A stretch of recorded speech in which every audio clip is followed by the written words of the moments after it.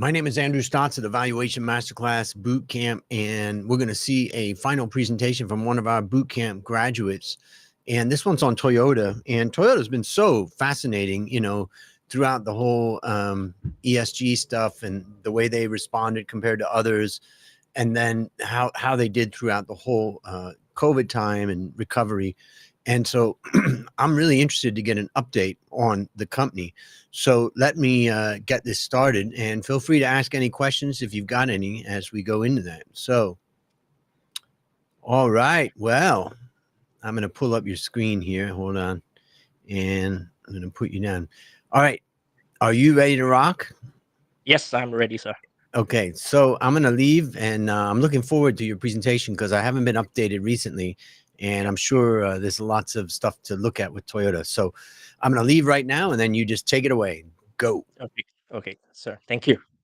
So, hello everyone. My name is Kong Wei Pyo. Let me start presenting my equity research report on Toyota Motor Corporation. So, overall, I recommend buy for Toyota stock with target price of 3,254 Japanese yen, which is 20% upside of the current price.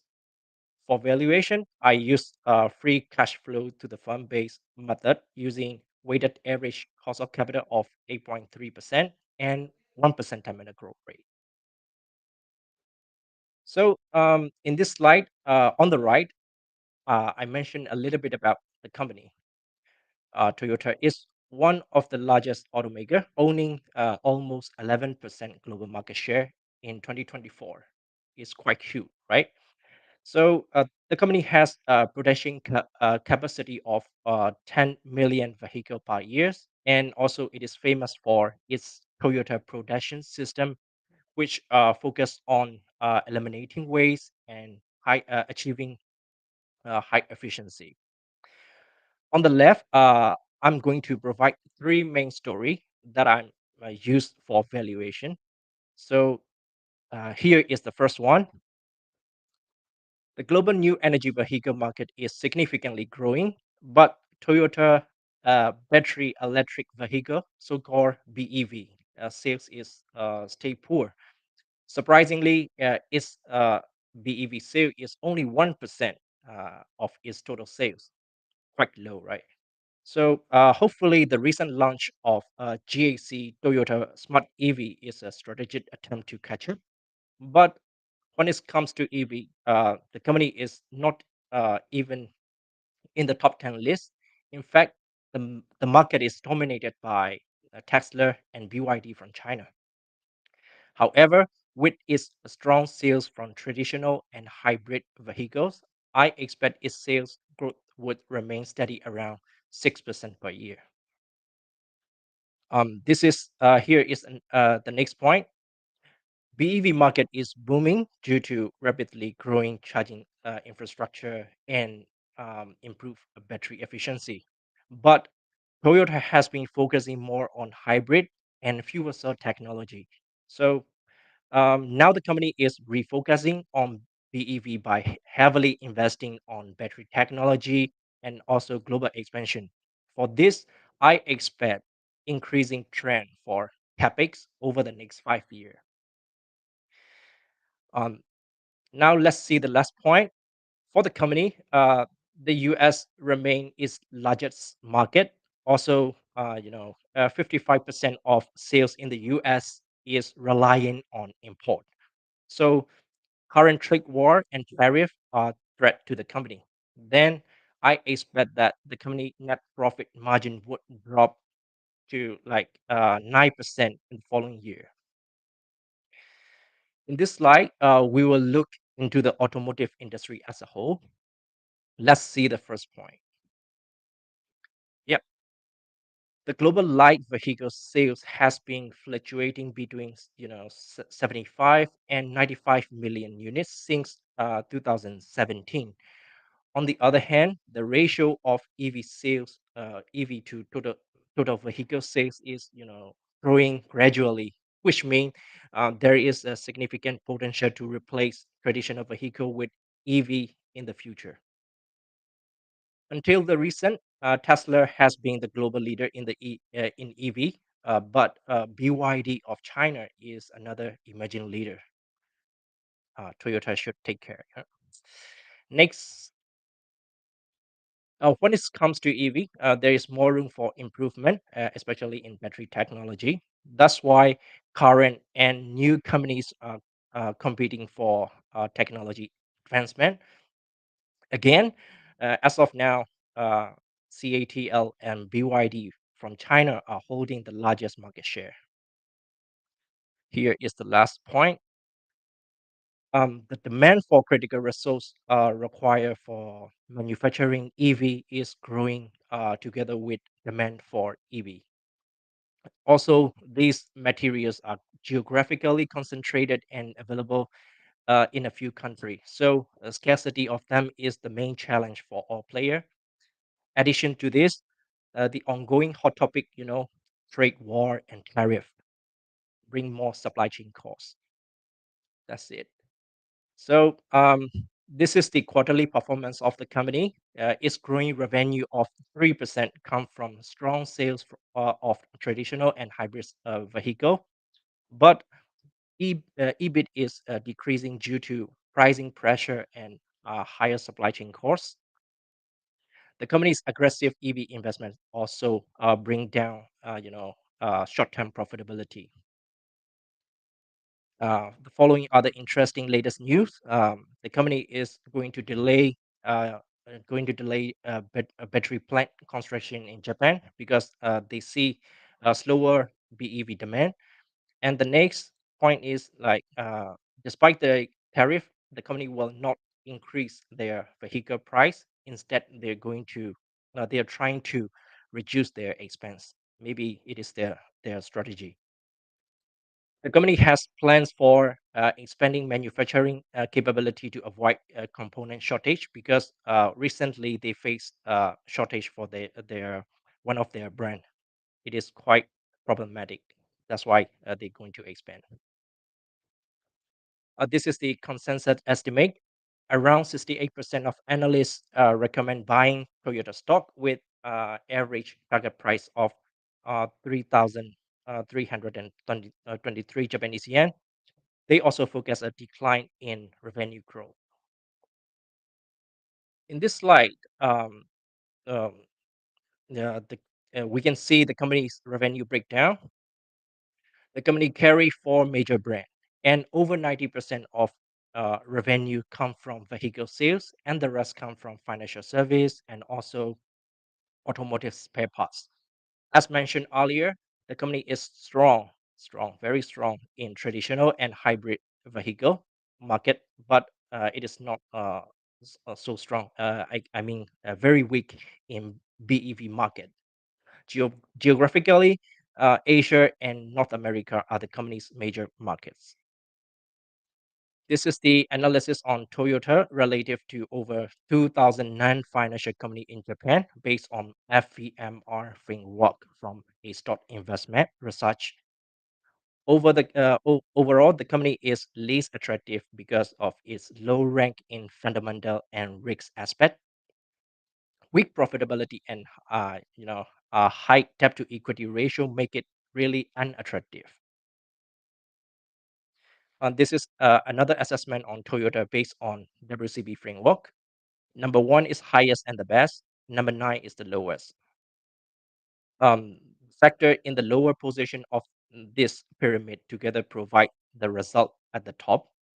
Currently, the company profitable group rank is standing in the middle, number five, and not so attractive. This is the actual and focus of the company's profit and loss statement.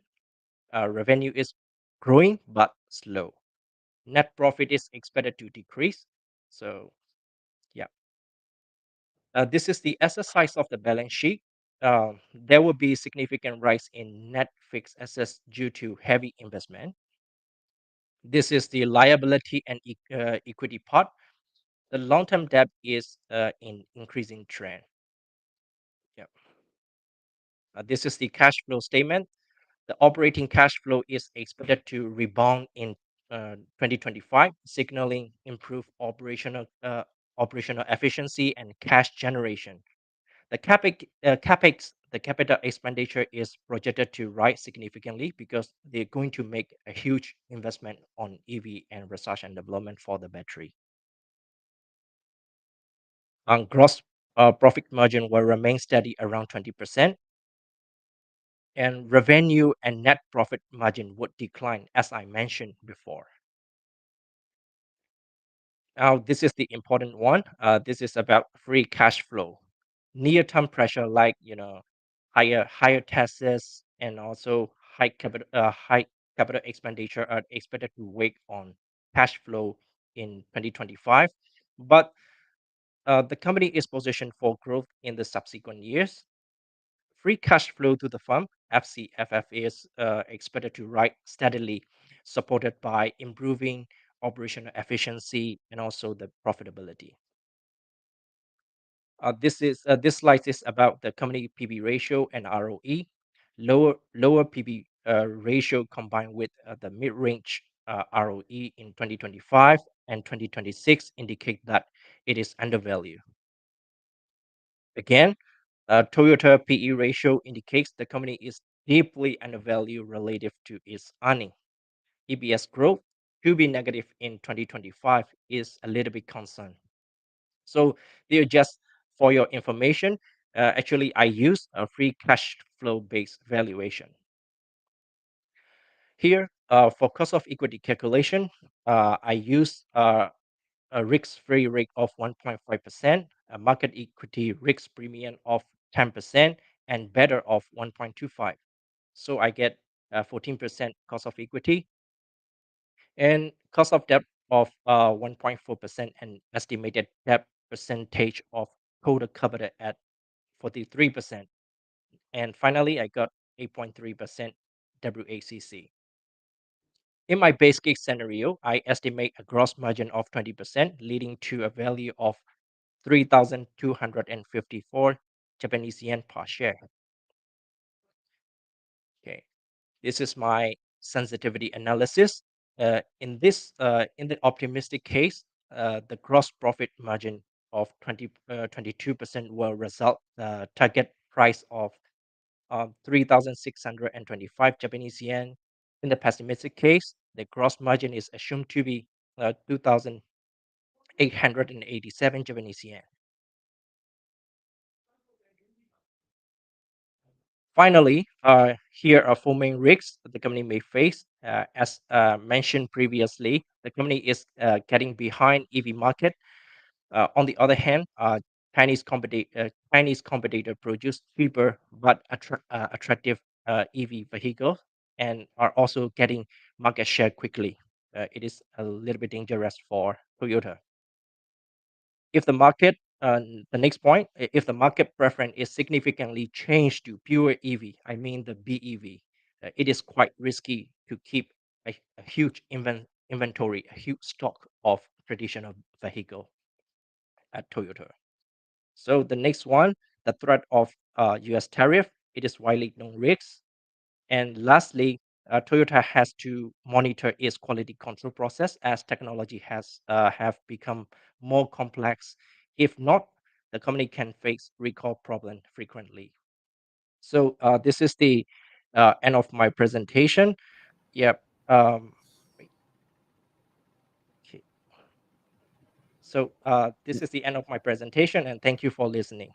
Okay, so let's go back up to the page on your where you see your WACC and your valuation. Yep. Yep, there. So we have a question from Gift who says, "Why is debt as a percent to total capital so high in your weighted average cost of capital calculation?" Yes. When I look at the Toyota historical performance, also the is annual report, you know, Toyota is quite a leveraged firm. Sometimes it has like around 40% to 60% debt to its equity. So I put like that high leverage. Okay. And also, I guess it's because the price to book is so low too that basically understates the equity value compared to a normal time. Which Yep. brings us to another question from Moment, which is why do you think the market's undervaluing the company so much with price to book so cheap? And as you showed right at the beginning, I mean, it's the leaner. The market share, global market share, what was that, 11, 12% in a really competitive market? That is impressive. Yep. Yep. Because I think I believe because of its Toyota has been the leader in vehicle manufacturing, and also maybe the investor thinks is future performance, future innovation is can catch up current overcome current challenge. That's why I think, um, uh, mm, yeah, the price is like this. Yeah. Okay. And give that another question, which is why is Toyota still sticking to the traditional vehicle rather than BEV? Um, Maybe it is up to the Japanese culture, maybe Japanese time management. They walk slow because they do a lot of research and development. That's why uh, they they focus more on traditional thing. Uh, Also, why? Uh, Also, they are doing a lot of research on new energy vehicle, and also they took very times because they care about the quality. That's why I think they are in delay. And we had another question come in. This is from Gorkot, who says, when is EV investment going to become significant? Or is it not? Is it going to be hybrid electric or that type of thing? What do you think about just pure EV? Um, yeah. Let me see the question. I cannot see. Can you please repeat Yep. again? Hold on. Yep. Yeah.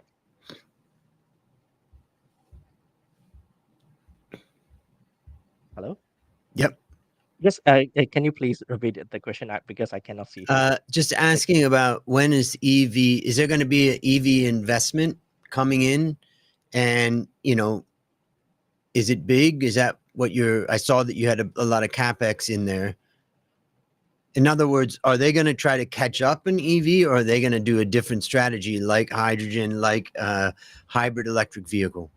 Uh, I believe they were refocusing more on BEV. I mean, the pure battery electric vehicle, because now, in terms of the infrastructure, when it comes to the new technology, the infrastructure is very important because the currently for BEV there are a lot of developing technology and also the infrastructure. That's why Toyota have to refocus again on BEV rather than hydrogen, because if they focus on hydrogen a lot, on the other hand, if there is no enough infrastructure, they cannot sell enough vehicle.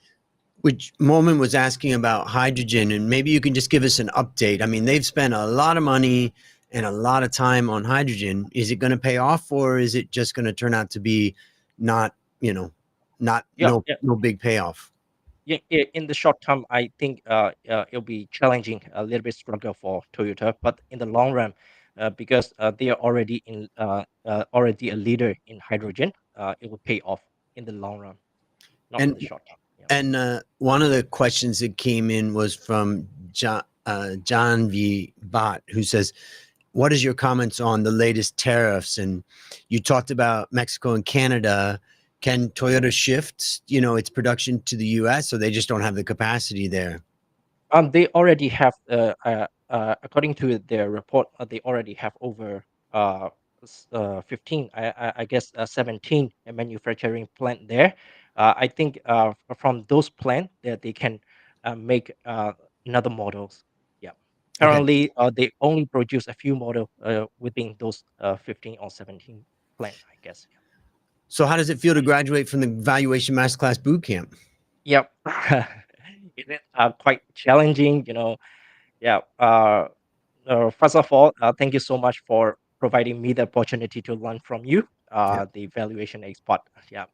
it is a quite special day for me, and I feel how can I say, very rewarding to attend your valuation masterclass bootcamp was one of my milestone, as I mentioned in the Mhm. interview with you in last month. So I'll never forget the wonderful experience. Yes, so I appreciate that, and it's great watching your transformation. Let's talk about what has transformed in you. What's different about you today than 6 weeks ago when you started? Yes, 6 weeks ago, yeah, how I transformed. Yep, I entered as a amateur in the real world valuation, but now I'm living as a professional with world, as you should say, a world class level knowledge. And although it's quite challenging, like actually working for equity research company, yeah, under your guidance, the course provide me with the best of the best experience. Moreover, the bootcamp helped me to systematically reorganize my knowledge in finance and investment. Yeah, Ah, that's great. Yeah, I mean, it's we spent a lot of time trying to make sure the content is really strong and the assignments are strong. And that we also, I think one of the big things we've worked on in the last, let's say, 4 or 5 boot camps is improving the way that we give our assignments. And I think in the past it was a little bit, it was weak. And, now I think it's much more structured with the instructions we're giving on Mondays, and the videos that I'm giving you and on Mondays of the assignment. That was a big improvement that we've done. And I think it's definitely showing in the performance of students, week by week. So, yeah, yeah. A lot of pressure, especially during the week 4 and week 5. yeah, and you had an earthquake go on in your country in the middle of your boot camp Yeah, experience.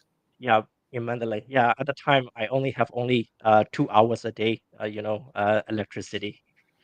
Incredible. I Yeah, mean, it's just such an awful experience. Thailand, we didn't, we had a lot of shaking going on, but we didn't, get anywhere near what Myanmar has gone through. So I'm glad that you survived that and survived the boot camp, and then we'll look forward to more. So I'll see you in the Slack channel, and then I'll see you on Friday night for graduation. okay. Thank you, sir. All Have a right. good day. Yep. Yep. Well, that was pretty exciting, and getting an update on Toyota. It's just Toyota's incredible. It's a stalwart to have that level of market share. Globally in a very competitive business industry is really impressive to me. And let's not forget that many of the companies that are in the automotive industry, particularly in the West, have been suffering very badly. And one of the things, a lot of the questions come in about Toyota. Why aren't they doing more on EVs and stuff like that? But you have to remember, if you look at Tesla and BYD, and then you look at Toyota, you think, oh, they're so far behind. But if you look at Ford as an example, or BMW or Mercedes or any of these other Western car companies, many of them lost a lot of money by jumping into EVs. Ford in particular lost a lot in that. And so Toyota was very conservative in the way that they would shift into it.